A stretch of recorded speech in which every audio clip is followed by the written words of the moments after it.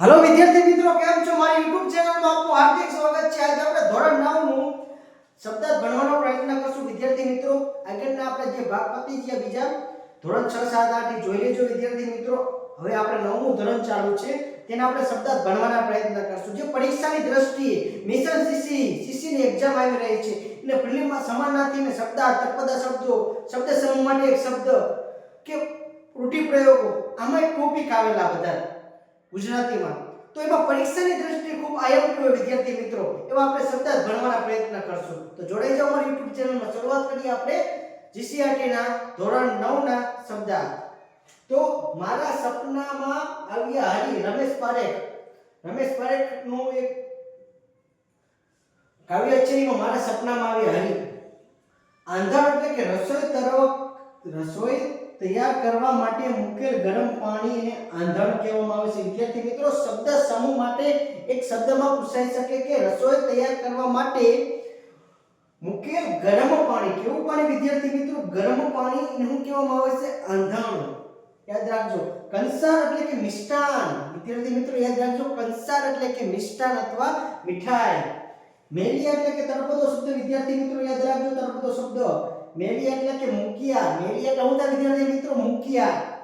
બહાવરી એટલે કે બેબાકડી વ્યાકુળ અથવા બાવરી, બહાવરી એટલે કે બેબાકડી વ્યાકુળ અથવા બાવરી, બહાવરી કે એના પ્રત્યે બાવરી થઈ ગઈ, તો આ બાવરી જેવી છે કે ના બાવરી જેવી એટલે ખબર જ ન પડતી। બાવરી એટલે કે બેબાકડી વ્યાકુળ અથવા બાવરી। પંગુમ લઘયતે ગિરિમ, મિજબાની એટલે કે ઉજવણી ને મિજબાની કહેવામાં આવે। ઉજાણી એટલે કે મિજબાની વિદ્યાર્થી મિત્રો, યાદ રાખજો। વિટંબણા એટલે કે મૂંઝવણ અથવા મુશ્કેલી, એને વિટંબણા કહેવામાં આવે છે।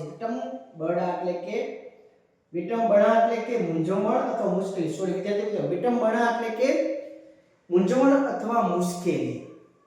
લક્ષ્ય એટલે કે ધ્યેય વિદ્યાર્થી મિત્રો, લક્ષ્ય હોવું જોઈએ કે મિશન ના તો શિષ્યને પ્રિલિમ પરીક્ષા માટે પાસ જ કરવી છે, તો એક લક્ષ્ય અથવા ધ્યેય। સમાજ સમર્પિત શ્રેષ્ઠી। કુવાથંભ એટલે કે વાહનના સંઢનો થાંભલો વિદ્યાર્થી મિત્રો, શબ્દ સમૂહ માટે એક શબ્દમાં પૂછાઈ શકે કે વાહનનો સંઢનો થાંભલો। વાહન વિદ્યાર્થી મિત્રો તમને આપણે સમજાવી દઈએ, આવો થાંભલો હોય, એના ઉપર આમ બાંધેલું હોય કાપડ, સંઢ કહેવાય ને, જે કાપડ બાંધેલું હોય એને સંઢ કહેવામાં આવે છે। એમાં પવન ભરાય એટલે વાહનની ગતિ મળે, પવન ભરાય આના ઉપર આમ એટલે વાહનની પાણીમાં ગતિ મળે। પવન ભરાઈને વાહનને ગતિ મળે તેને કહેવામાં આવે વિદ્યાર્થી મિત્રો, સઢ કહેવામાં આવે છે। સઢ, પવન ભરાઈને વાહનને ગતિ મળે તે માટે વાહનના થાંભલાને બાંધેલું કપડું એને શું કહેવામાં આવે છે? સઢ।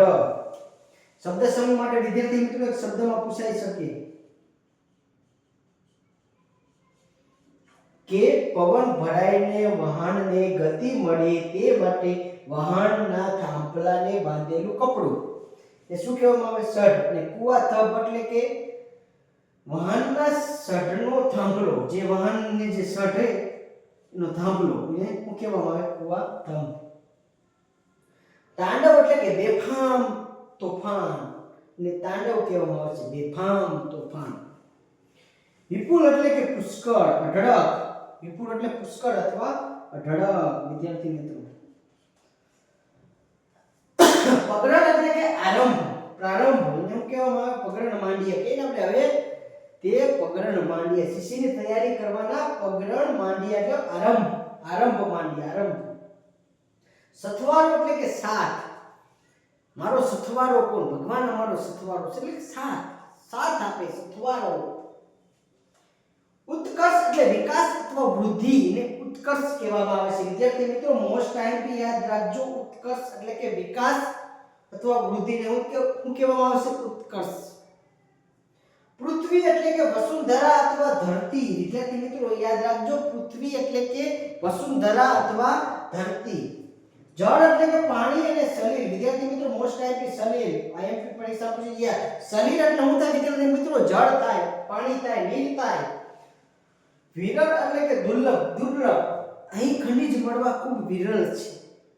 વિરળ એટલે કે દુર્લભ કે સ્મારક યાદગીરી માટે રચેલું પ્રતીક એને સ્મારક કહેવામાં આવે છે વિદ્યાર્થી મિત્રો શબ્દ સમૂહ માટે એક શબ્દમાં પૂછાઈ શકે કે સ્મારક ન હોતા વિદ્યાર્થી મિત્રો યાદગીરી માટે રચેલું પ્રતીક એને સ્મારક કહેવામાં આવે છે પરમાર્થ એટલે કે પરોપકાર પરમાર્થ ભાવે સેવા કરી રહ્યું છે પરોપકાર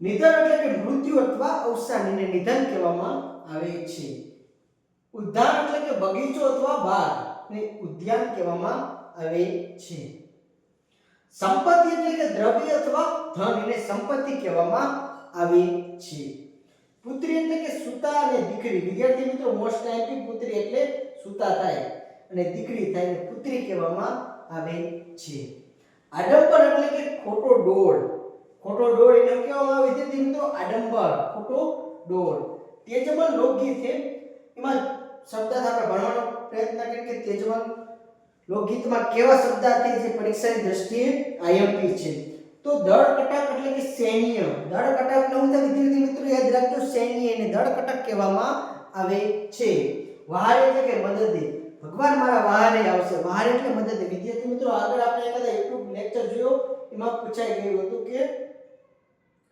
વહારે એટલે કે મદદી આવી જોયું આપણે ઘણા બધા વિદ્યાર્થી મિત્રો તમને રિવિઝન થાય છે એટલો મને ખબર આમાં ઘણા બધા પ્રશ્નો હોય શબ્દાર્થી જે આગળ આપણે વિડિયોમાં ભણી લીધા ઓલરેડી પણ બીજી વાર આવે તો વિદ્યાર્થી મિત્રો એનો મતલબ એમ નહીં કે તમને મને ખબર પણ એ તમને પરીક્ષાની દ્રષ્ટિએ ખૂબ આઈએમપી બનશે તમારું રિવિઝન થશે